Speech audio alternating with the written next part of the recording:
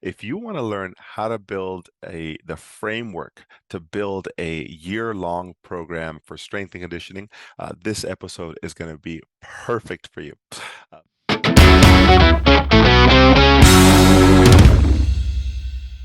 Hi, everyone. Welcome back to the podcast. Welcome all new listeners, and welcome back to those who have heard my content in the past. If you want to learn how to build the framework to build a year-long program for strength and conditioning, this episode is going to be perfect for you. Before I go onto the podcast, what is new? What is better in life?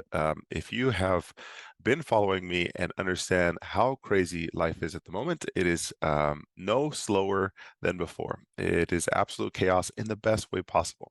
I just finished the Strength and Conditioning Summit, which was amazing. I want to say thank you to everyone who attended and anyone who was at my webinar Tuesday prior. That was amazing to be just helping people understand the basics of strength and conditioning. And I'll share a couple takeaways on the summit itself within the podcast. But okay, so we got through the summit. I am back on a routine. Every time I host an event, I go all in on the event. I'm very passionate about what I do, and so I like obsess about it. And so I took a week. Actually, I took 2 weeks off training so I could really focus in on the course. And I am back at it, so that's good. That's a little life update. I'm back at training. I'm back to my 8 hours a night. Those of you who know, I literally track my sleep. I like to know that I am resting and recuperating, so I'm back at it. My kids are in school, which is fantastic. They need some structure in their lives, just like all of us. I joke with people that anytime you go on vacation or the weekends, like so, say you go on vacation or a random weekend comes up, your life just like becomes more chaotic. You don't have the structure. Like you don't get up at the same time, you don't work out at the same time. Maybe you don't eat like properly or as good as during the week, and it's just because there's no structure. You're just all over the place. And so, with my kids going back to school, it's been so good for them, and I'm very excited for that. My wife Stephanie is excited to have me back because I was all in on the event. So that is what's happening with life. All right, on to this podcast. Why did I do this? This is a reflection, a lot of lessons and takeaways from my strength and conditioning summit. And I just had a lot of good feedback from individuals who took the course, both constructive and positive. And I tell people that I have real thick skin. Like I just love feedback. So it's got to be in line with what the content is, right? Just if you don't like me, you don't like me. But the content has to match what you're expecting and what you're looking for. So I really try and tailor that to the audience. And so I got really good feedback. And a couple of the attendees, I said, what's your biggest takeaway? If you come to my course, I'm going to ask you that. What's your biggest takeaway? I like to know what you get out of it, because what I interpret and you interpret are very, very different. And that's just because we're different human beings. Everyone's going to take it a little differently. And so some of the things that they said, I wanted to share with you. So here are some takeaways. One person said, I was making it way more difficult than it needed to be. And I said, how so? And they said, when you break it down into 4 phases and you base it off of off season, in season, competition, and postseason, it's so much easier to digest. But if you look at most strength and conditioning books, they make it very complicated by the different types of labeling. No, general preparation, specific preparation, pre-competition, competition, they're just different verbiage. But I think most of us can understand like off-season, preseason, in-season, postseason. And that changes. Now, all that does is it changes what your framework of your volume and intensity is going to be. And that's what really determines a whole strength program. It's just your volume and intensity. And you have to decide when those are going to change. And so one person said they were making it more complicated. The other one said, or a few other people said various things, but ultimately that they needed to see it they needed to keep zooming out. And what I mean by that is there's a attendee, I'm going to call him out. His name is Anthony. Anthony said, I probably spent 3-4 hours on just the like macro cycle and the mesocycle and the microcycles, like the concepts.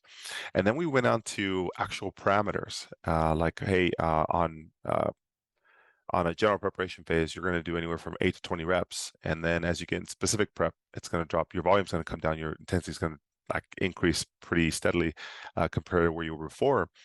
And and after everyone's like shaking their head, like, oh, they can totally understand that, right? Like, I get that, blah, blah, blah. And around the third or fourth hour, I said, okay, ready? Here's the next slide. And I completely removed all the parameters. I gave them the framework of a strength program.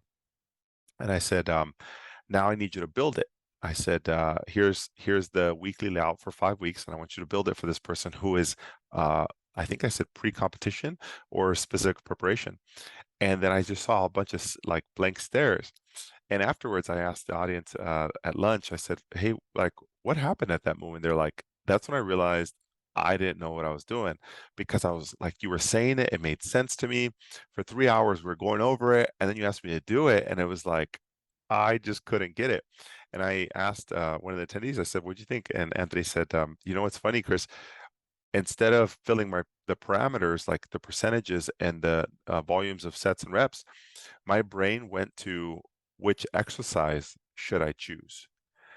And when we're programming, that is like lower on the priority list, because if you get your percentages and your parameters correct, that sets up the exercise. Now, if you set up the exercise great, but mess up the percentages, that messes up your whole program. And so Anthony acknowledged, he's like, that was a really eye-opening moment, that there's a difference between learning and implementing. And strength and conditioning, you have to implement, you have to design, you have to work through some of these things. So that was fantastic, just really, really good feedback. And I'm excited to host the same course next year. I have a full list. I rolled out my full sequence of courses for next year. If you guys are interested, it all starts, well, I have 2 more this year. I have the foundations course in September 17th and 18th, both hybrid and in person. And then I have the barbell course, which I think is October, 3rd or 4th week of October. And but all of next year, the great part is I lined up a whole series. And so I have an online mentorship 8-week course coming out in January. I've got the accelerator course going over acute injury management, and I got the strength course, and then I've got the foundations course. I got the barbell course. So there's a lot of layers to next year, which I'm really excited about. And I got a lot of good feedback from listeners about what they're really excited about. So at whatever one you identify with and where you need the most help, plan on being there. I'm excited to see you. So those are a little bit of takeaways, but let's go on to, like, so what is the framework to build a year-long strength program? So prior to the podcast, about an hour ago, I met with a head coach, and we were going through how to build a program. They have athletes that I think they have maybe like 30, 40 athletes that they manage, and they have to build out a whole year's worth of soccer training. And their biggest concern and challenge is, and I think we can all understand this as physical therapists, anytime you play soccer, um, you have uh, you have school season, and then you have your club team, and then you might have like a selection team. Like if you're really good, you're in like the Olympic development programs, or in our area they're called I think like ECNL and a couple other acronyms. But anyways, anytime that you have these athletes, they're training all year long. So as a physical therapist, you struggle to just keep them like head above water. They're always going to be injured, right? There's always tweaks, there's always hamstrings, there's always calves, there might be an ankle sprain here and there, they might take a fall, and so they're always beat up. And we were talking about, like, well, how do you insert a strength program across a year for somebody who's always in sport? And I have to acknowledge that you got to think about this, that if they're not physically maintaining their muscle mass, any form of resistance training, they're probably losing it throughout the year or throughout the season.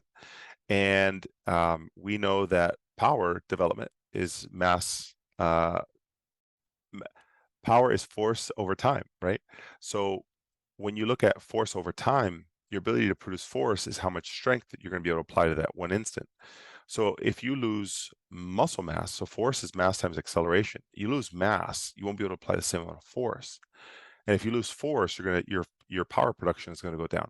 So over a season, if you're losing 2 to 3 pounds, that impacts your ability to produce force. So if you can think about all year long, how are they maintaining that? So you'll have a lot of athletes who lose weight. And that, I mean, that's not the best thing. And you don't want every high schooler just weighing themselves and doing those things, but ultimately you're trying to preserve muscle mass. And as they burn calories and they probably don't eat the best things. I remember in high school, I loved flaming hot Cheetos. That's what I would eat throughout the week. And I know that was not the best for me, but ultimately you're trying to preserve their muscle mass, trying to preserve their force output. You can't change skill, right? We're not here to be technical coaches, but we are here to do is help them with the foundational movement, strength, mobility, overall power production to be able to play in their sport. And that was a big conversation I had with people, that we're not here to make an athlete stronger. We're not here to make them more flexible. We're not here to make them the best rehab athlete. We're not here to make them the best strength athlete. We're here to help them get back to their sport and be in their sport for as long as they want. So whether you're strengthening them, you're stretching them, you're mobilizing them, you're working on power production, don't ever forget that you are 100% in it to make the person a better athlete, not a better rehabber. And I think that as a physical therapist, we're really good at. We can create exercises and we get so focused on the exercise that we lose sight of, like, it's just about get them to move more or just a little bit better so they can play more.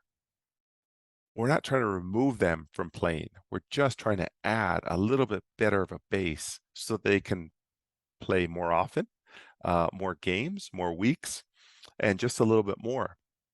So when you build out a framework, and I'm going to use this example because this is a very common case. No matter where you're listening to this, you have somebody playing a year-round sport. You can insert this with baseball, soccer, tennis, lacrosse, but ultimately you have a multi-directional um, anaerobic, excuse me, aerobic and anaerobic athlete who requires explosive strength, who requires maximal or absolute strength. They also need relative strength to be able to push people around. And they need strength endurance to be able to last and perform at the same rate over multiple bouts. So you have somebody on a profile who needs a little bit of both, and they need both types of aerobic and anaerobic training. And so you have to decide when you're going to build that out. And the hardest part for these individuals is to build out a series for maximal strength. So absolute strength, meaning they got to get strong so they have a larger base so that they have actually a larger framework to produce power from. So if you don't have time to build max strength, it becomes very difficult. You're not starting at a higher platform. Yes, they're fast. So anybody who is very explosive, if I can give you a general framework, relative strength is where you are. Can you do a lot of push-ups? Can you move your body weight very well? This is like a gymnast, right? They need to have great relative strength. And when you have somebody who can do the same amount of work consistently over time and maintain the same output for a long period of time, they have really good strength endurance. That would be me. I wouldn't say I have relative strength. I'm not the strongest like pull-ups and push-ups, but I will produce very similar output even with rest periods for a sustained period of time. Then there's a person who has a lot of max strength or maximal strength, absolute strength. This is like a power lifter, or sorry, a power lifter or a world's strongest man, right? They can just produce a high output, a large maximum amount of force to produce 900-pound squat, 2,000-pound deadlift, whatever the number is, right? And the last person is explosive strength. This is somebody who's like an Olympic weightlifter or a sprinter who can just they can just move very quickly in a short period of time. They're very explosive.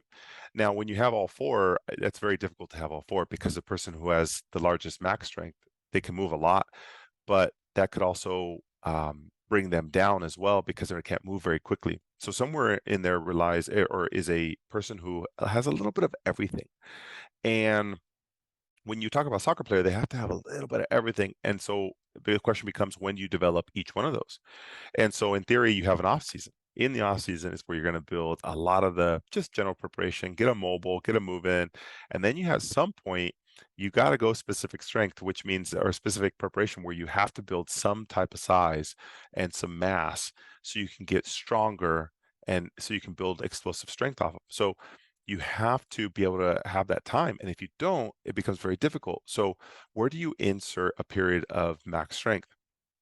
And that's where the conversation gets in. Like, if you can build up, you probably need 4 to 6 weeks. In an ideal world, minimum, you at least have 4 with an off week at 5. You might have 6 with an off week at 7 if their body can sustain it. Now, there's so many questions to this.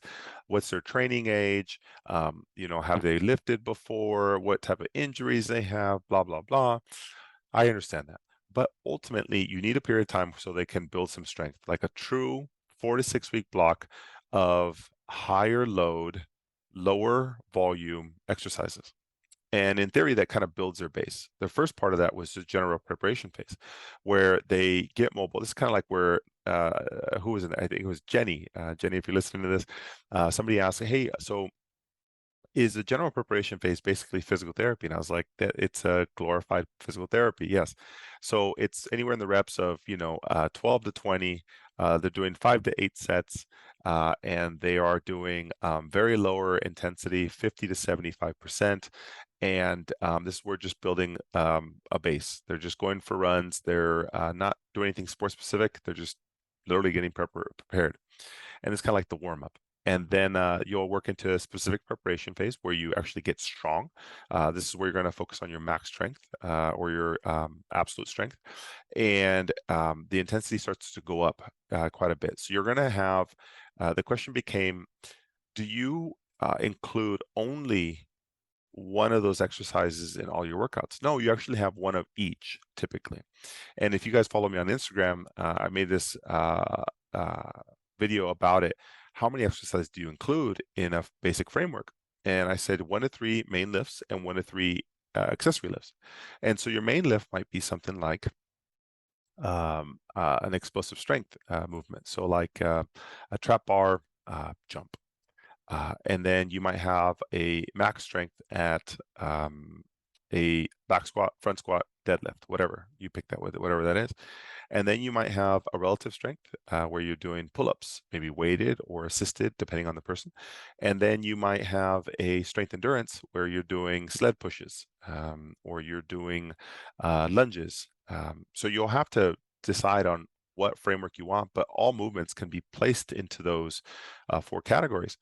And what that allows you to do is, okay, well, I only need 1 to 3 main lifts and 1 to 3 accessory lifts. So that really makes it easy. I don't have to program like a tremendous amount of exercises.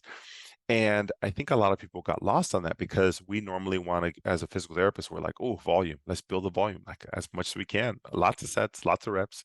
And that's okay in the general preparation phase, but not as you go on to that next level where you want to get somebody strong. And we haven't even worked on getting them fast. So those first 4 to 6 weeks, you want to do a general preparation phase, which is just mobilize them, get them moving, good quality movement. The next 4 to 6 weeks, you're going to do a specific preparation phase where you're working on higher intensity, lower volume. And this becomes very difficult for a club athlete.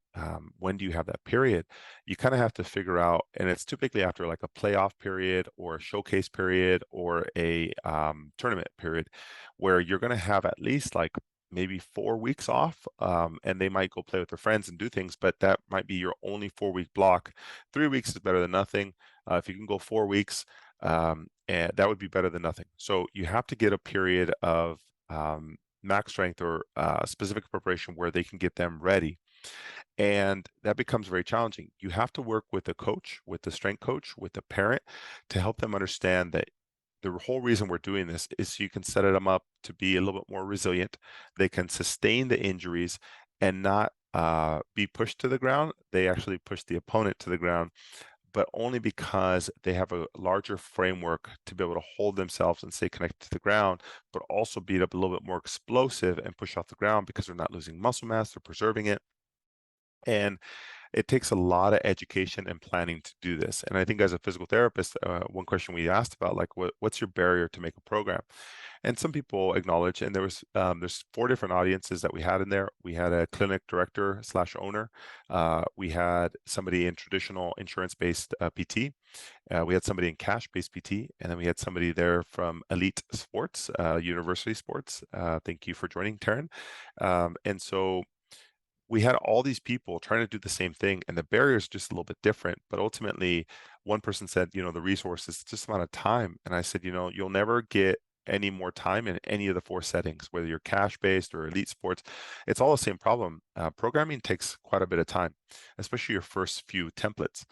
I would say it takes about an hour and a half to 2 hours to get your first one dialed in. And that's probably just doing like one mesocycle where you're doing like 4 or 5 microcycles, so 4 or 5 weeks over a 6-week block. And the reason is because you're getting your framework, you're finally getting everything in. And then when you start repeating that for different sports or different seasons, you almost build a library of templates. And that's when you get really good, because you're like, oh, I get it. I've already done that. I've seen it. So what's the timeline to get really good at this? I'd probably say 6 months to a year, only because you need the candidates of athletes coming in which fit the profile. They're not just going to come to you. So I think you need to build one full mesocycle for all 4 seasons. So you might have somebody in off season. That's easier for us to do because that comes a little bit more natural to us. Now, when we get somebody in season, that's probably the hardest one to get, because no one usually allows you in that. They might have a technical coach or a strength coach working with them. I think we can easily do a general preparation and specific preparation program, maybe even pre-competition. It becomes challenging just because you need that trust level, you need the experience, you need somebody to understand that they're going to trust you to manage their speed, their speed and their actual power output, and that takes a little bit more finesse. And so I think that you start earning more athletes who ask you for these resources as you start to build more and more. So all right, so we worked through an off season with general preparation. Now we're going into specific preparation with a higher intensity, lighter loads, or excuse me, higher intensities and lower volume. And then, so that would be the time point where you're trying to build right before a season a little bit more strength. Now you can go into the pre-competition mode, which is when everybody else, like, this is where they're pretty much pre-competition and competition mode are basically what they're in all year long. And we as physical therapists will take them out for a week, and that only puts them back in the off season. And they keep going from off season to in season, off season, in season. And what they miss is that general preparation, specific preparation time point where they're no longer developing strength. They're just working on quality of movement and flexibility, mobility, but there's nothing to make them more resilient and sustainable and reduce the risk of injuries from a trauma repetitive point of view. And so if you were to take away one thing, that at some point you have to add in a specific preparation phase where you are getting them strong, and you have to decide where in their off season you're gonna insert it. And if there's a 4-week block, you better believe you got to do that. And all you're going to do is do linear periodization. If you ever look up strength conditioning, just don't even look it up undulating. Just get rid of it. In our world, simplify it. That if you're in the strength world and you live and breathe in a college setting or a professional setting, great. That might you're working with athletes who can manage that, and you know how to manage it appropriately. But linear periodization is a great place to start. Don't get complicated. So basically, you're increasing intensity over a time period. So maybe your first week you're working at let's say 50%. The next week you're going up 5%, 55. Next week 60, the next week 65, and then after that you go down 10, which is 55%, which is still 5% higher than the 5 weeks ago. And so you're just building this linear periodization where they're getting stronger over the season. And it makes it really easy when you look at it on paper. It is so easy to do. And if you're like, man, this is super in depth, or it's a little complicated for me, that's okay. It's very normal, and everybody who walked into the strength conditioning summit with me started that way. And when they walked out, they had so much more confidence, at the very least, that they could speak the language. They just took a course in strength conditioning, they understood the language, and now they can actually like help the starting process. And so during the event, I offered something, and I'm going to offer it to everybody here for free. I'm calling it my study hall, and I am going to meet with a couple of the attendees virtually, and I am going to um, review 2 or 3 of their programs, and I'm going to do it live in front of everybody. So if you want to be part of it and you just want to be like, I want to see what you're talking about, I would say this study hall is probably like intermediate. So if you're just beginning, this might be advanced for you, but just know that going into it. So I'm going to review their programs, and then what I would recommend tweaking, or they're going to give me a scenario, right? So they might have a baseball player 9 weeks out from season. What would your progressions look like? How long would you spend in general preparation? How much in specific preparation? And how much in pre-comp with a intermediate training age? Okay, sounds good. And you have a baseline test of insert the numbers. Then we can work off of in an ideal scenario. Now, I'm going to work through them. So if you're like, you haven't even started, it might be much, but feel free to join. So if you're interested on that, it's on my website, drchrisgarcia.com, depending on when you're listening to this. It is my study hall, and it's on my Instagram, my link in bio, and just join. It's for free. Just sign up for it and join. I'm gonna keep the audience low. In the event that you do have questions, I can't have like 100 people asking questions. It's primarily here to help the attendees grasp it a little bit more. So that's the whole focus. So they asked for it, so I'm gonna do that for them. So I hope to see you there. So that's the study hall. So when we start looking at a program now, we said we did the general preparation. We can do that, no problem. Specific preparation, get them strong. You have to put them in that. And most athletes just float between pre-competition and competition mode, back and forth, back and forth. They'll lose mass, they lose power output, becomes very difficult to sustain. And what it comes down to is you got to find in their week on a regular basis how you can add in 2 days of strength without impacting their performance. And the load is going to be lower. I mean, if they're in season, their intensity with plyos and everything else is going to be high, but their loads might be controlled, moderate to high if they're a high training age, but you're losing so low of reps. And all you're doing there is just neural output and neural demand. You're not looking at building size in season. You're literally just trying to keep them healthy and then keep the nervous system firing and peak them at the right time. So that is how I would outline a whole season and the whole framework. So if you have quarter 1, let's say January through March, that is I'm going to make it easy. If that's the off season, and then you have April through June, which is quarter 2, and that's your let's see, that would be general preparation. So when you use general preparation, that whole thing is just build the size, build the mass, get them strong, right? And then you have pre-competition. Let's just work on the strength and power so they're ready for in-season high intensity plyos, putting a lot of intensity through their nervous system and body. And then basically in quarter 1, you're just working on movement. Quarter 2, you're building the strength. Quarter 3, you're developing their power. And then quarter 4, you're working on like true just power output, maintaining it and preserving muscle mass behind that. So all you have to do is 2 days a week of training. We know that through ACSM guidelines, 2 days a week is good for maintenance, and 3 days or more is good for progress or growth. So you have to use those guidelines whether they're in season. So I think a lot of times if we say, hey, let me just have you do strength training with me 1 time a week, that's doing minimal. I mean, it's like you're barely even maintaining. You need 2 to maintain, 3 to grow. So if that's the case, you have to program accordingly. So a lot of times you don't have to do a long series of exercises. You just have to do 1 to 3 min lifts, 1 to 3 accessory lifts, and make it simple. And you say, well, which exercise? Well, what's the goal? And then what season are you in? And you can always answer that same question. Well, what exercise would you do? Okay, what season are we in? And what's the training age? Anything we're battling? Great. And now I know if I know what season they're in, I know what corresponding percentage and volume I would do.